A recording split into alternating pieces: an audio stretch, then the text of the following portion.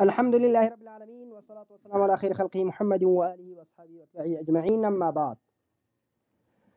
څوارلسمه نوع نن د امام ذهبي رحمه الله په موقظه کې څوارلسمه نوع ده. د هغې نوم منکر دی. منکر روایت څه ته وایي؟ د ابن صلاح تعریف، د ذهبي تعریف، د حافظ ابن حجر تعریف، د متقدمینو ائمو نقادو په نقدي مقولو په رڼا کې د هغه توضیح. منکر روایت څه ته وایي؟ را سره وایاستې. د چا تعریف؟ ابن صلاح. د چا تعریف؟ ابن حجر. د ذهبي. د چا تاریخ؟ د ابن حجر. او د متقدمینو نقادو د نقد مقولي نقدو په رڼا کې د هغه توضیح. نو منکر روایت خو من فرد الراوي الضعيف به، چې راوي ضعیف په هغه باندې انفراد کړي، تفرد کړي. یو وقد يعد مفرد الصدوق منکرا. کله کله صدوق چې حسن الروایه بلل کیږي، چې د هغه روایت اکثر بیشتر حسن بلل کیږي، هغه ته هم څه ویل کیږي؟ منکر. امام ذهبي رحمه الله په موقظه 78 صفحه کې دا چې ثقات روات دي د هغو په دغه کې دی داسې وایي 78 صفحه ده: وقد يسمي جماعة من الحفاظ الحديث الذي ينفرد به مثل هشيم وحفص بن غياث منکره. د دغو غرایب ته د دې هغه چې دی انفراد په کړی و هغو ته هم کله کله منکر وایي. فإن كان المنفرد من طبقة مشيخة الأئمة أطلقوا النكارة على من فرد به مثل عثمان بن أبي شيبة وأبي سلمة التبوذكي، قالوا هذا منكر. فإن روى حديث من الأفراد المنكرة غمزوه ولينوه حديثه وتوقفوا في توثيقه. دا د مثال په توګه امام الذهبي رحمه الله دا وایي مفرد الضعیف ته، مفرد الصدوق ته یا مفرد الثقه ته دې ته څوک ویل کیږي؟ منکر ویل کیږي. صحیح ده؟ یوه خبره دا واورئ چې منکر خالی خطا ته نه ویل کیږي، خطا فاحشه ته ویل کیږي. منکر خالی خطا ته فاحشه دا خبره باندې مثال خلاص. دا د امام مزي د امام الذهبي او دغه دواړو دا رقم تعریف سره ورته دي. هغه شاذ و منکر یو بللی دي. چا؟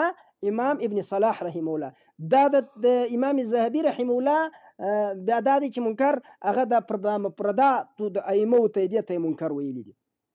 حافظ ابن حجر رحمه الله بیا وایي چې منکر هغه روایت دی چې ضعیف د ثقه مخالفت وکړي. نو دوه شیان پکې دي په منکر کې، دوه شرط دي د حافظ ابن حجر په نظر. یو چش دی؟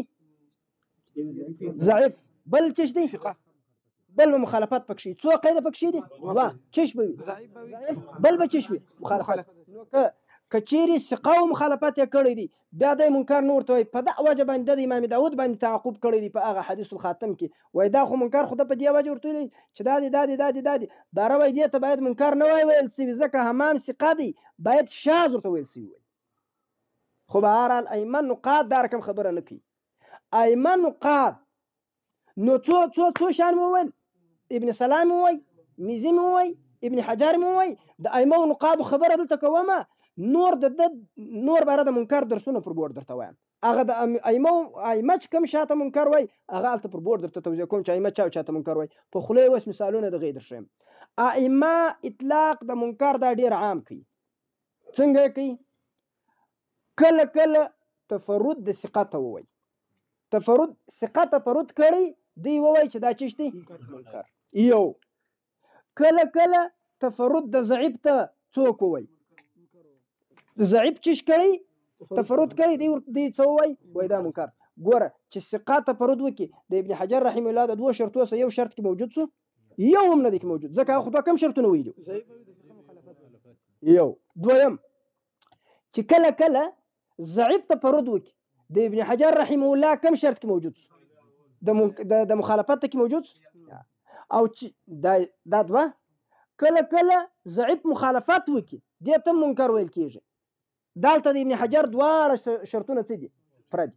او کله کله ضعیف ثقه مخالفت وکړي ائمه منکر ورته وایي لکه ابو داود کې چې دا د حمام روایت و صحیح شو دې ته بیا ثقه دې مخالفت یې کړی دی منکر ورته وایي دغه یو مثال دی موږ ته ویلی دي نو دې ته هم ائمه نقاد څه شوی منکر ورته وایي او کله کله دی وکړي وایي حدیث منکر موضوع دا منکر موضوع ګرځه نوعي واحد حساب دا بیخي ډېر دي په چا کې علل د ابن ابي حاتم به راواړوي منکر به ورته ولیکي موضوع به ورته ولیکي هغه روایت به دی ګرد درته راواړوي تقریبا 15-14 دا رقم روایت شته چې هغه منکر او موضوع پرې وځي سره استعمال کړي نو د ائمه خبرې د تطبیقات خبرې هغه دا رقم او مصطلح چې کوم دي هغه د خپل دراسو مطابق کړی دي خو ابن حجر رحمه الله سره یو خپل شاګرد دی هغه لقانی رحمه الله هغه ډیر سره ټینګ شوی په دې مسله کې ډیر بحث سره کړی هغه بار په هغه کتابو کې پیدا کولای شي زنه ورځم ځکه سبق بار ډیر وژ دي زما ډیر سبق ته اراده ده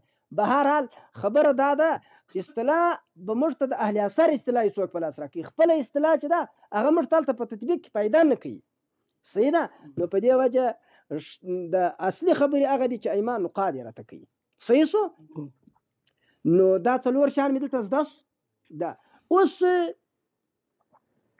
چې پر تفرد باندې کله تفرد د صدوق باندې کله د منکر حکم لګیږي پر تفرد د صدوق باندې هغه وخت د منکر حکم لګیږي که چیرې دا متفرد د ثقاحت داسې و چې 80% د ثقاحت و او دا تفرد د کړی وو او دا تفرد چې 100% دغه د خورېدو دغه دلته تفرد د منکر بلل کېږي خو نشي پکولی دی او که چیرې 100% د ثقاحت و ضبط و اتقان و ملازمه د شیخ سره ده او دا غره کم حدیث هم دی په دا ځای کې بیا دا تفرد مقبولي نو تفرد نه په خپله نه مقبول دی نه مردود دی قرائن یا مقبولوي یا څه پکوي مردوي صحیح شو دا در دغه ځای پورې دا خبره شو نو اوس د صدوق تفرد ته دا یعنی مطلب د صدوق تفرد ته خو د حافظ ابن حجر په نیاز باندې څوک نه ویل کېږي منکر نه ویل کېږي خو د تفرد د صدوق ته امام ذهبي وایي منکر ویل کېږي دا تطبیق امام ذهبي بیخي ډېر ځای بیا کړی هم دی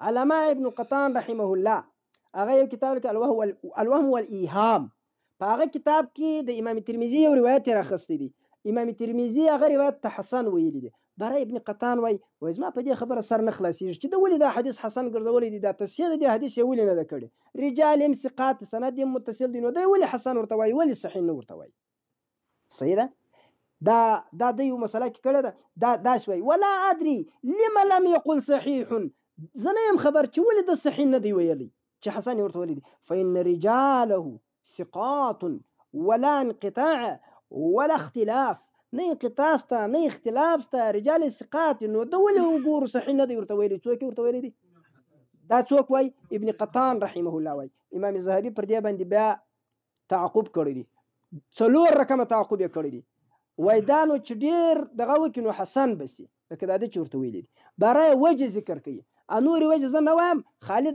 دغه وجه چې دی د صدوق و روایت تفرد ته منکر وای زه خالي هغه عبارت وایم هغه د دویمه وجه ذکر کړی ده وای بالجهد ان يكون حسنا لامور په تکلیف باندې به دا حسن شي د څو وجه سره اول ذکر کړی ده هغه نه ذکر کوم دویمه وای دا ده چې ان مجاهدا هذا په دې سند کې مجاهد دی دا شیخ محله الصدق مقل دا شیخ دی یو او صدوق دی یعنی مرتبه یو ګوره در دا شیخ در دا صدوق تر دې ثقه لوړ دی در ثقه او ثقل لوړ دی صحیح احفاظ پر لوړ دی خیر دی دا رقم دی مقل روایات یې لږ دي ما هو كالزهري وهشام بن عروه په تثبت دی په تثبت او په اتقان کې دی نه دی لکه څوک دی دا غوره کم نه دی په تثبت کې دا غوره چش دی کم دی په تفرده د غیب نقشنی ترجمه برا سره کوي په تفرده نو د تفرد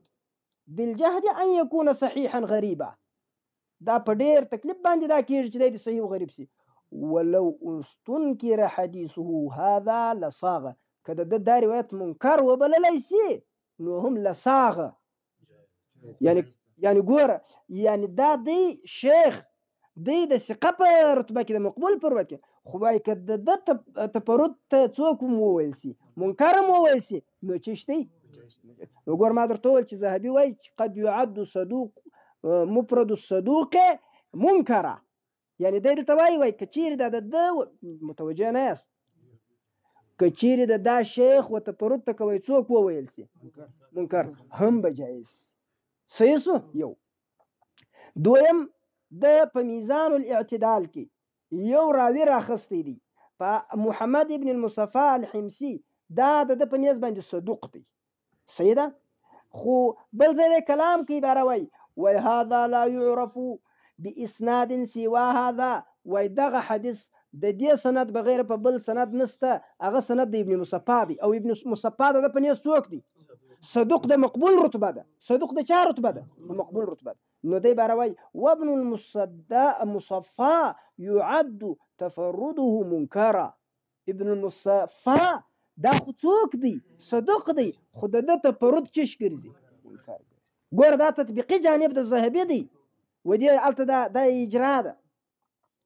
ښه نو دا خو دا د ابن صلاح په نیز باندې، د ذهبي په نیز باندې، د حافظ ابن حجر په نیز باندې، د نقادو په نیز باندې بیا د ذهبي تطبیقي خبرې شوې. دا یوه مسله شوه. وصف بالنکارت دا کله کله دا نو ګوره یو دا تعریفات شو د علماو. دویم حکم په نکارت کې د هغه دپاره قاعده شوه. دریم د ذهبي تطبیقي عمل شو. څلورم حکم پر یو حدیث باندې په نکارت سره دا کله کله نسبي وي. دا خطا دی چا کړی وي چې د ده څه دونه توقع نه وي چې د داسې خطا کړی وي. دا خطا دی چا کړی چې توقع د دې نه وي چې باید دا خطا کړی وي، نو دا د ده په نسبت دا منکر سي. زما په خبره ته یې نه سوه پوه. یعنې ګوره خطا خو کوچنۍ خطا ده، خو دونه لوی سړی کړی ده چې دې لوی سړي ته وګورې چې دا خطا کړې ده، باره سړی ډېره بده غلطي یې کړې ده. اوس یو سړی ناقد نه دی، داسې جامع دی، هغه چې موضوعي روایات وایي نو خلک وایي خطا یې وکړه، او یو سړی د هغه دا پند دی موضوعي روایت یې ووایي، باره وایي دی بده خطا ځین وسوه، دی بده خطا ځین وسوه. دا څه وجه ده؟ نو کله کله چې حافظ کوچنۍ غلطي وکړي هم دی څه ورته ووایي؟ نو څه شی وبولې؟ منکر. نو منکر دا اطلاق نسبي دی. کله کله دا اطلاق خاص یو سړي ته وکړي چې هغه خطا که ضعیف سړي کړی وای دی به منکر نه وای ورته ویلي، بس دغسې به دغه کړی چې دا نه دی صحیح. خو چې کله یې حافظ ثقه وکړي نو د ده د مکان په وجه دی و دې ته څه شي ووایي؟ دا اطلاق یې ورغټ کړي. زما په خبره ګور ته پوس فني خبره ده وروره، فني خبره ده، دقیقه خبره ده.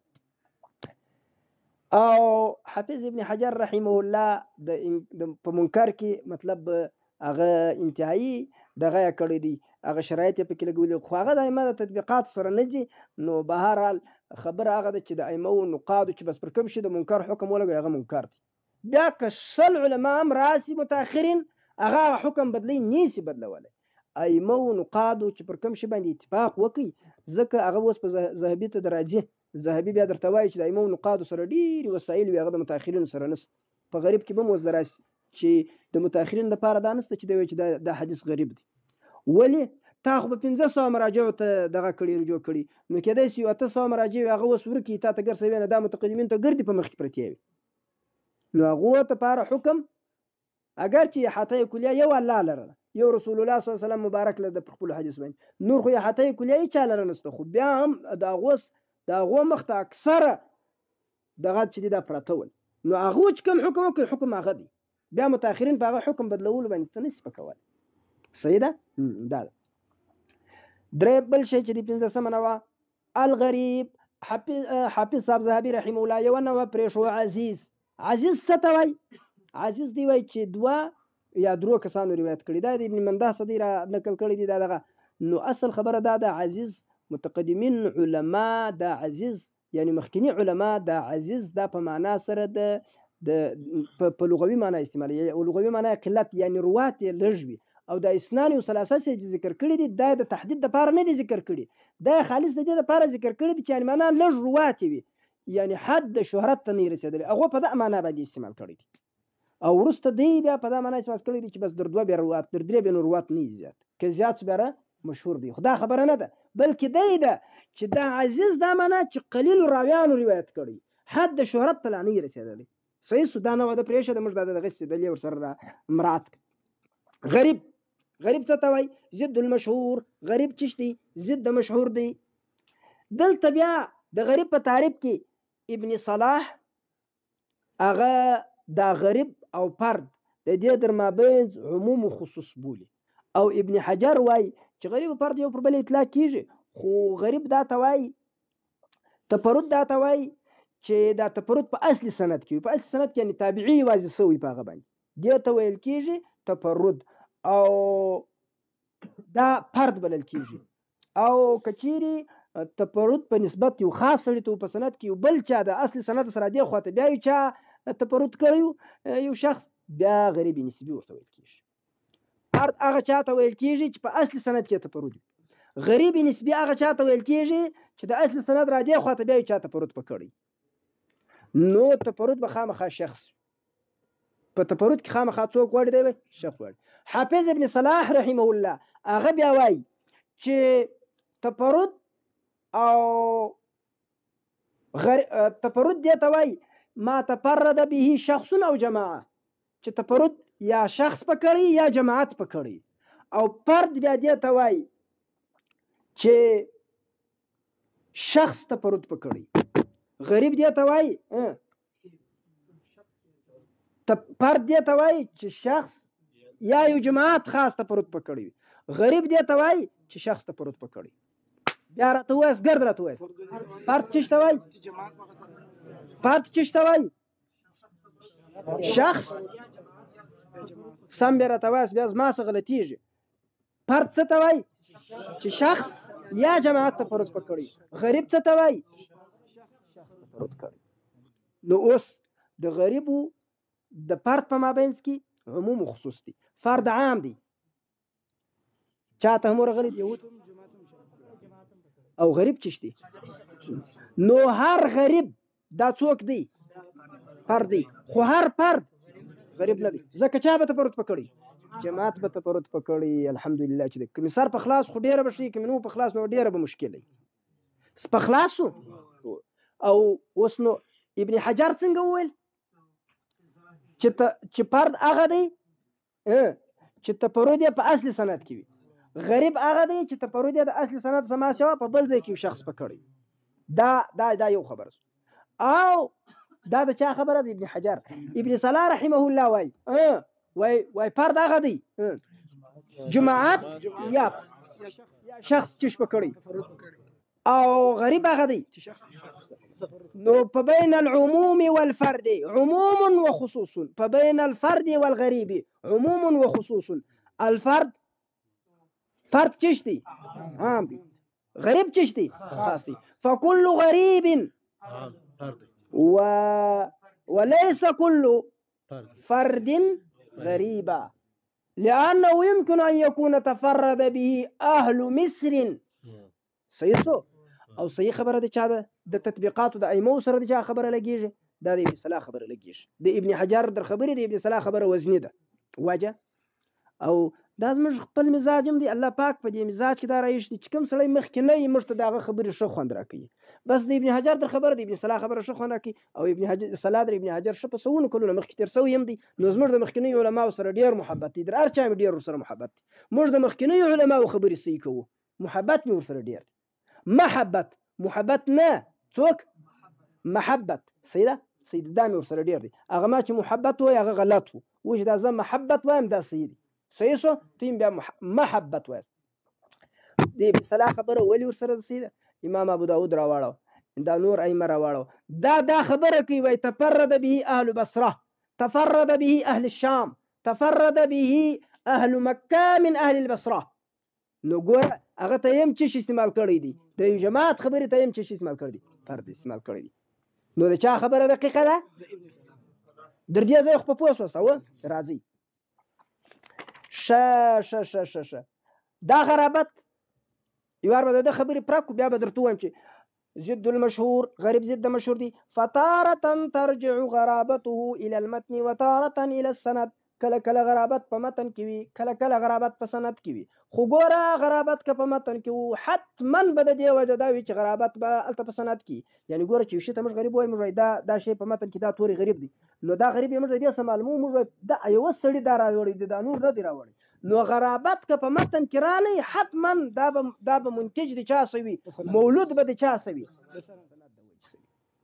غرابت په متن کې بیله د سند مثل. نو کوم خلک چې دا رقم تقسیم کوي چې یو غریب اسنادن دی، یو غریب متنن دی، یو غریب متنن و اسنادن دی، دا تقسیم نه دی صحیح. که په متن کې غرابت وو دا به خامخا د سند د وجې په دې پوه شوست. دا رقم هم خلک په دغه مصطلح کړی دی.